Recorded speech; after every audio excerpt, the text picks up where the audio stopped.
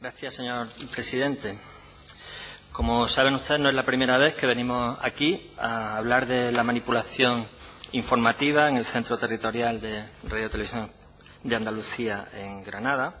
Ya en la sesión del pasado 7 de marzo preguntábamos al señor Durán en relación con graves pruebas de manipulación informativa en la cobertura de las movilizaciones contra la fusión sanitaria en Granada. Y concretamente nos referíamos, entre otros hechos, a tres especialmente llamativos y escandalosos. En primer lugar, la información que dio Canal Sur sobre la primera gran manifestación contra la fusión hospitalaria, el día 16 de octubre, en la que fue especialmente sonada la diferencia entre la cifra de manifestantes que dio Canal Sur en las noticias de mediodía, donde se hablaba de 15.000 personas, y la del resto de medios, mucho más cercana a la realidad y no inferior en ningún caso a los 40.000 manifestantes. Y es curioso que en este caso no es por una guerra de cifras entre organizadores o policía local, sino que ambas cifras procedían de la policía local. Lo que ocurre es que una era del comienzo de la manifestación y otra venía de un momento muy posterior, cuando se había sumado ya mucha más gente. Y mientras el resto de los medios actualizaron el dato, lo que ocurrió fue que Canal Sur no lo hizo, quedando en evidencia y provocando un considerable enfado de las decenas de miles de granadinos y granadinas que se habían manifestado en defensa de sus hospitales. Estos hechos suscitaron un primer escrito de denuncia del Consejo Profesional de Canal Sur, órgano que representa a los redactores y realizadores de la cadena pública. Y en la citada sesión del 7 de marzo, ante las denuncias de esos trabajadores que yo trasladaba aquí, el señor Durán achacaba las críticas a una sección sindical, cito entre comillas, obviando el hecho de que el Consejo Profesional no es un órgano de representación sindical, sino de elección directa del conjunto de los trabajadores y trabajadoras de Canal Sur.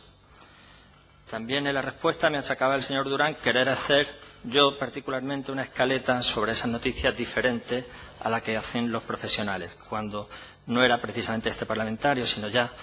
después de aquella comisión, dos órganos de los profesionales de Canal Sur los que están denunciando cómo se están contando estos hechos. Frente a estas críticas, la dirección de la Radio Televisión de Andalucía permaneció y permanece impasible, lo mismo que guardó silencio cuando las críticas se hicieron extensivas a la cobertura del centro que el Centro Territorial de Granada dio al acto de conciliación entre Jesús Candel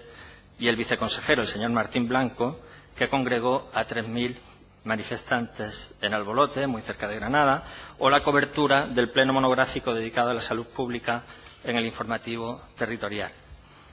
Hay que señalar el contraste entre el ninguneo de estos acontecimientos por parte del Centro Territorial de Granada y la cobertura, hay que reconocerlo, más profesional que dieron los propios informativos andaluces de Canal Sur o los de otras provincias, como en el caso de Huelva, en relación con el pleno parlamentario.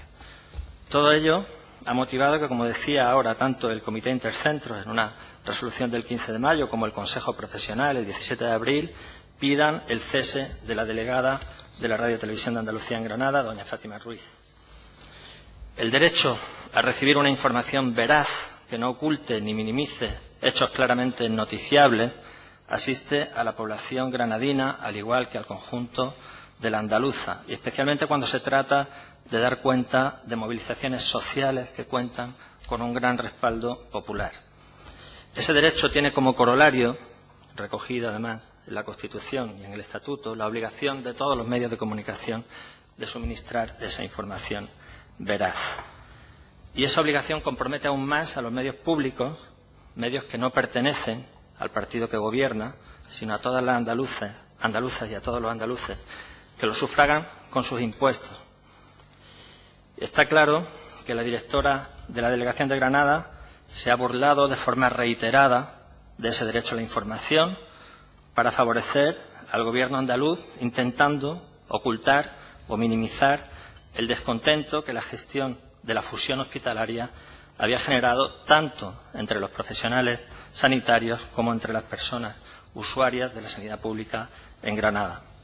Una persona que desoye sistemáticamente las críticas de sus propias trabajadoras y trabajadores, que no es capaz de rectificar, que insiste de forma reiterada en las mismas prácticas de manipulación no puede continuar al frente de la delegación de la cadena pública andaluza en Granada. Y los partidos que representan a la sociedad granadina y andaluza no pueden hacer oídos sordos a lo que es un clamor popular contra esa violación de su derecho a la información. La señora Ruiz ha puesto a los trabajadores de Canal Sur en Granada a los pies de los caballos.